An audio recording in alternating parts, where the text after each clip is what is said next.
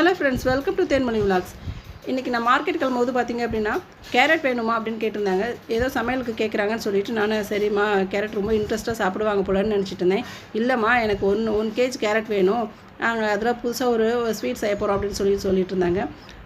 இன்றைக்கி என்ன அலப்பறை கட்ட போகிறாங்களோ அப்படின்னு சொல்லிட்டு நானும் ஓகே நான் வாங்கிட்டேன்னு சொல்லி வாங்கினது கொடுத்துட்டேங்க. 1 கேஜ் வாங்கிட்டு கொடுத்துருந்தேன். இல்லை 1/2 கேஜ் மட்டும் எடுத்துக்கிட்டாங்க. அந்த கேரட்டை நல்லா துருவிட்டு ஒரு வானலில் நெய் ஆட் பண்ணிவிட்டு அதில் கேரட் எல்லாத்தையும் போட்டுட்டாங்க.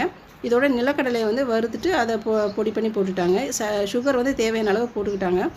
இப்போ வந்து எந்த தண்ணியுமே ஆட் பண்ணாதனால கேரட்டில் ஓரளவுக்கு தண்ணி இருக்கும். அதே மீறி போயிடுச்சுன்னா ஒரு மாதிரி கரிஞ்சு போயிருமே நான் கொஞ்சம் பயந்துட்டு இருந்தேன். அப்போ தான் கொஞ்சம் தண்ணி ஒரு டம்ளர் அளவுக்கு தண்ணி ஆட் பண்ணாங்க.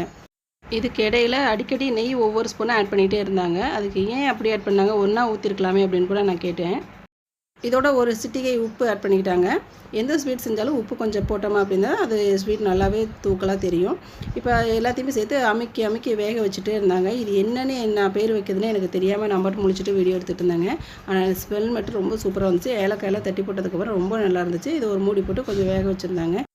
நல்லா குக் ஆனதுக்கப்புறம் நெய்யெல்லாம் மேலே பிரிஞ்சு வந்துட்டு இருந்துச்சு. அந்த சமயத்தில் எடுத்துகிட்டு ஆற விட்டு எனக்கு டெக்கரேட் பண்ணி சேவ் பண்ணாங்க. ரொம்ப நல்லா இருந்துச்சுங்க. சாப்பிட்டு பார்த்தோன்னே இது எப்படி கற்றுக்கிட்டீங்க அப்படின்னு கேட்டப்போ என்னோடய ஃப்ரெண்ட்ஸ் கொண்டு வந்திருந்தாங்க. அதுலேருந்து நாங்கள் கற்றுக்கிட்டோம் அப்படின்னு சொல்லியிருந்தாங்க.